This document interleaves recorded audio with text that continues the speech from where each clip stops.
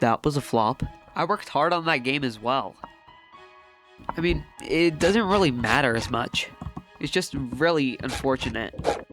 I mean, I know my videos are pretty bad, but not that bad. If anything, it's more like a reality check. Maybe I should just dump the project.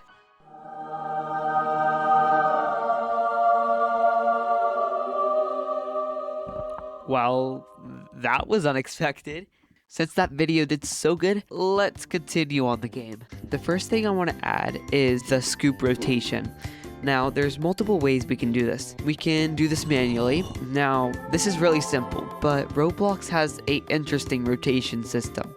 Whenever you rotate a part more than 90 degrees, it flips the block's rotation on the different axis, starts counting down from 90, and it's unpredictable, which is something we cannot have. Now, our second option is tweening. This will obviously not work because to set up a tween, you're gonna have to manually calculate it, and we already know we can't do that. So our last option is animation.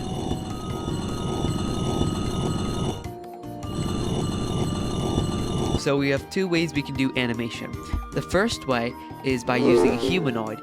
Now, this is a good option. Humanoids are simple, they're easy to use, and they're very reliable.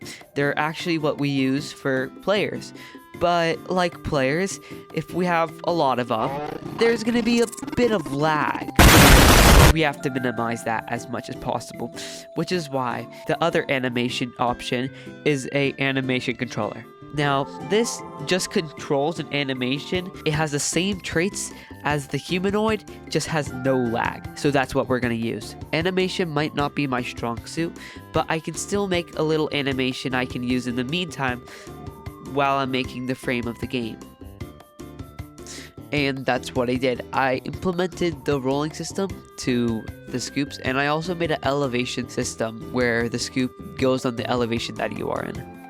For a little explanation, how the elevation works is it checks 5 studs above the player, and if there's anything 5 studs or higher, then it'll scale that. After taking ages of saving the scoops, including the level, the bond, and if it's gifted or not,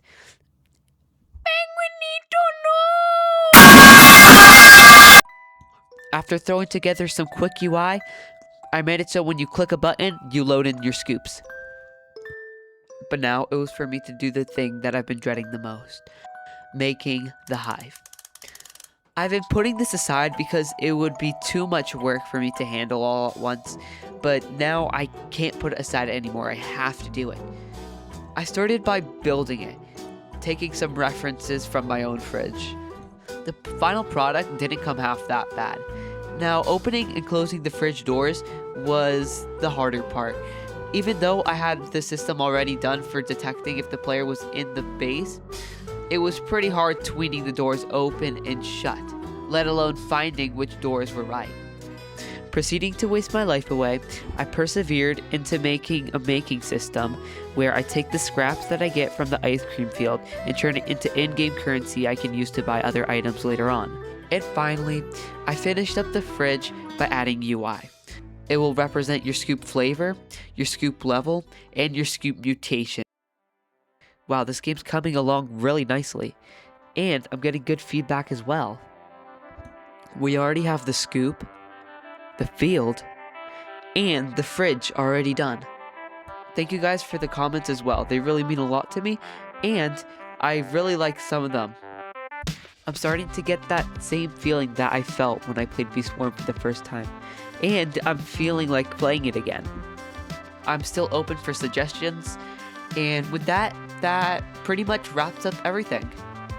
Sorry for the wait, I had lots of schoolwork to be done for the first term, but like always, I love you guys, and Vanilla out.